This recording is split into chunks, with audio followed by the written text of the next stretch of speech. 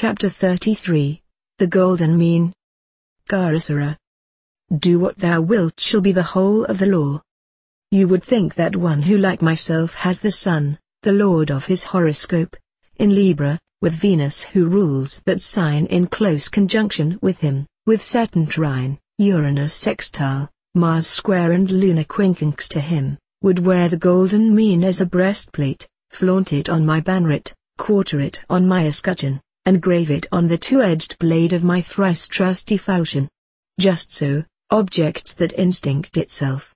Had you been born a few hours earlier, with Aries rising, its lord Mars aggravated by the square of Sol and Venus, you would indeed have been a wild man of the woods, arrogant, bigoted, domineering, incapable of seeing a second side to any question, headstrong, haughty, a seething hell broth of hate, and this fact disables your judgment. All perfectly true.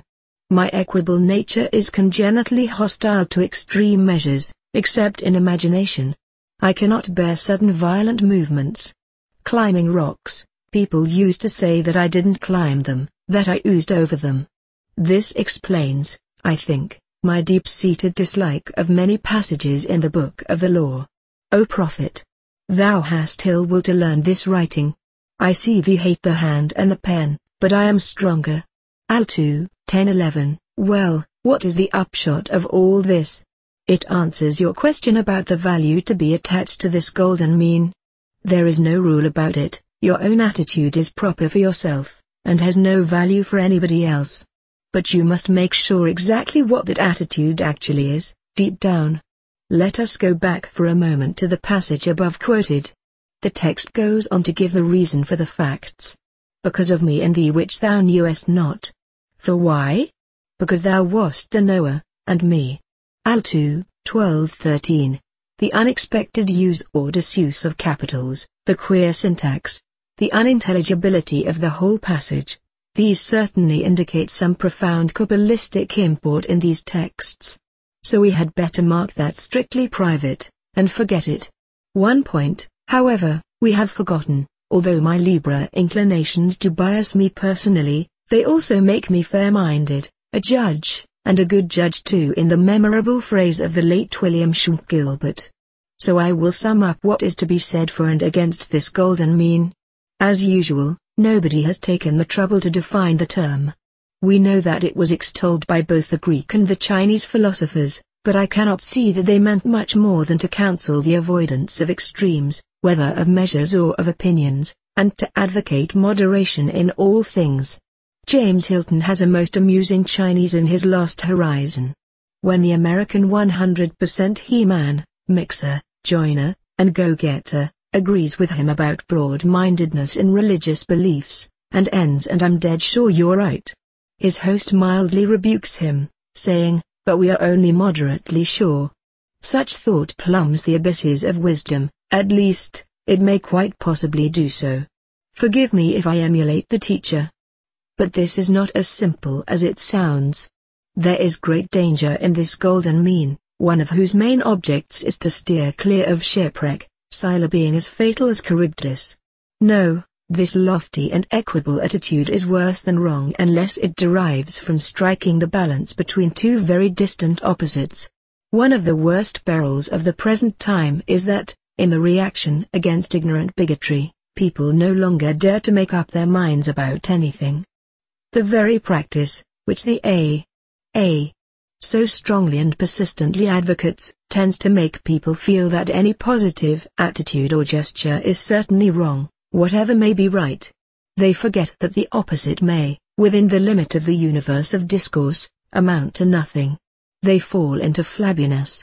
I avoid this, see the example at the very outset of this letter, by saying, yes, I hate so and so like hell. I want to exterminate the very memory of the bastard from the earth, after I have personally superintended having him 7 years a killing winding up by hanging, disemboweling, and quartering him. But of course I'm not necessarily right about this in any sense, it is merely that I happen to be born the kind of man that feels like that. Of course, in no case does the golden mean advise hesitating, trimming, hedging, compromising, The very object of ensuring an exact balance in your weapon is that its blow may be clean and certain. You know how all our faults love to disguise themselves as virtues, very often, as what our neighbors call virtues, not what we ourselves think them. We are all ashamed to be ourselves, and this is sheer, stark stultification. For we are ourselves, we cannot get away from it. All our hypocrisies and shams are just as much part of ourselves as what we like to think is the real man. All that we do when we make these pretenses is to set up internal strain and conflict. There is nothing objective in it. Instead of adding to our experience, which is the great work, we shut ourselves up in this citadel of civil turmoil. It is the formula of the Black Brothers. The golden mean is more valuable as the extremes which it summarizes are distant from each other, that is the plain mechanics of the lever. So don't pay too much attention to these remarks, they are no more than the quiet fireside reflections of a man who has spent all his life breaking records. The golden mean at its best can only keep you from extravagant blunders, it will never get you anywhere. The book of the law constantly implies a very different policy. Listen to its climax exhortation, but exceed. Exceed. Al 2, 71. Remember that which is written, moderate strength rings the bell, great strength returns the penny. It is always the little bit extra that brings home the bacon. It is the last attack that breaks through the enemy position. Water will never boil, however long you keep it at 99 degrees Celsius. You may find that a pranayama cycle of the 20th of October 1930 brings no result in months. Put it up to the 20th of October 1940, and dhyana comes instantly. When in doubt, push just a little bit harder. You have no means of finding out what are exactly the right conditions for success in any practice, but all practices are alike in one respect, the desired result is in the nature of orgasm. I guess that's about what I think. Love is the law, love under will. Yours fraternally, 666.